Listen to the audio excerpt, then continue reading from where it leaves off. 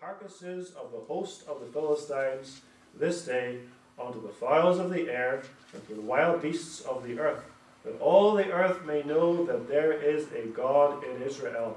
And all this assembly shall know that the Lord saveth not with sword and spear, but the battle is the Lord's, and he will give you into our hands.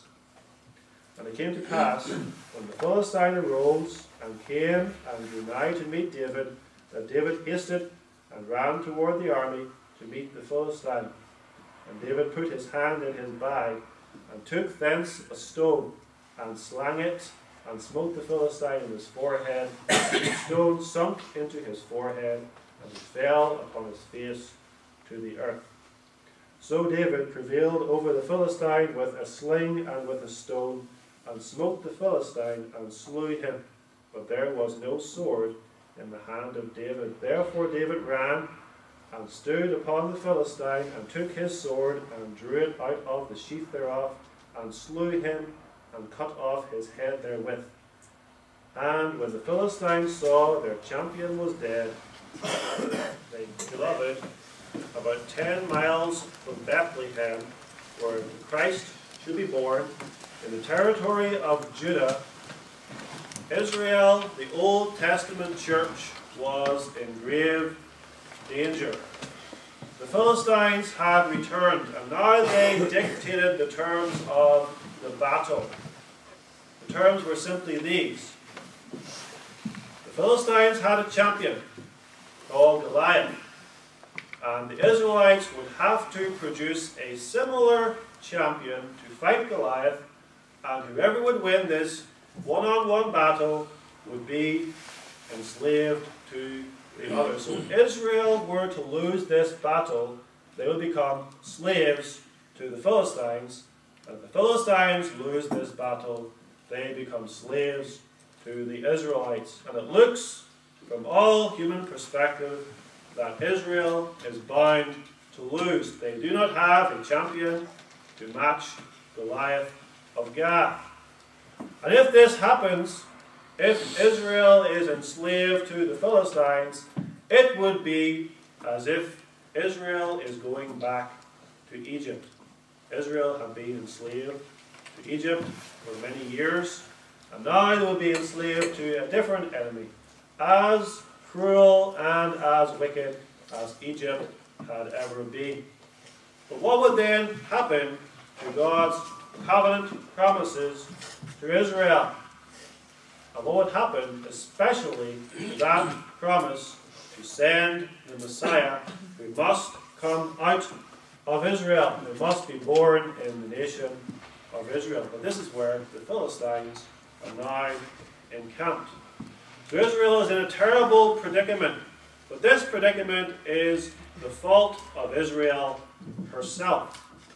If Israel had been faithful to God's covenant, this situation would not have happened, because by this time the Philistines should have been wiped out. God had said to Israel, wipe out all of the heathen who live in Canaan. And that land called Philistia was on the edge of Canaan and part of the inheritance which God promised to his people. And so, if Israel had been faithful thus far, the Philistines would have been wiped out. But instead, Israel started off very well, wiping out the Canaanites, winning various battles. But soon, they stopped. And instead of wiping out the enemy, they cooperated with the enemy, they intermarried with the Philistines and other heathens, and they even worshipped the gods of the Philistines. And now, God, in his chastisement of his people, has delivered Israel into the hands of the Philistines. And the result of all of this unfaithfulness, which has gone for many years, is this. Saul, the unfaithful, unbelieving Saul, is on the throne of Israel. And he is commanding an army which is paralyzed by fear. They're led by a carnal king. And for a month, 40 days, the text tells us, for a month, nothing has happened. Israel has not shaken a spear at the Philistines, has not brandished a sword, has not shot one single arrow. Instead, they tremble in their tents, terrified of this giant called Goliath. And the Philistines are gloating because they are sure that they are going to win this battle. Although Israel has forgotten the promises of God, although Israel has no faith at this time in their God, God has not forgotten his people. God has not forgotten his covenant promises. And as Israel trembles in her tents, God is preparing victory from a most unlikely source. Let's consider this under the theme, David's victory over the uncircumcised Philistine. Look first of all at the enemies, then at the issues, and finally at the victory. Notice how the Holy Spirit describes this terrifying enemy who has now come up against Israel. Goliath, a giant from Gath. Goliath was an intimidating foe. That is to say, he was frightening. He scared the Israelites stiff. He was frightening in the first place because of his size. Verse 4 tells us he was 6 cubits and a span. And that is approximately 11 feet tall.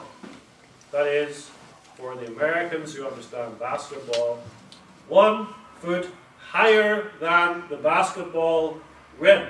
That's how tall Goliath was. He was not a tall, thin man. He was a bulky man.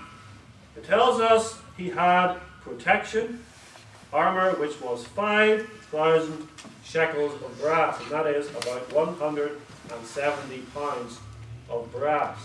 So you must imagine someone who is very, very tall and very, very bulky, someone who can carry 170 pounds of brass on their body and still be able to walk and to run and do all the things required in military combat.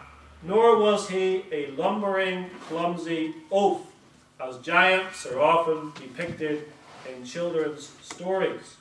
He was a well-trained military champion or warrior. Saul says that he is a man of war from his youth. Verse 33. So he was an intimidating foe. He was also an arrogant foe. His arrogance comes out in verse 10. He says, I defy the armies of Israel this day. Give me a man that we may fight together. That word defy means to scorn.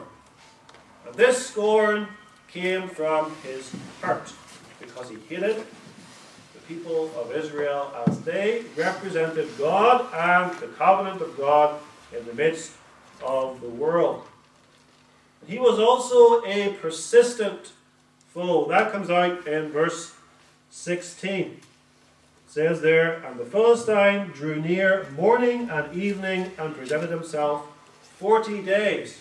So for 40 days, Goliath would come out to Israel and taunt them. For 40 days he would come morning and evening and cry, I defy the armies of Israel this day. Give me a man that we may fight together.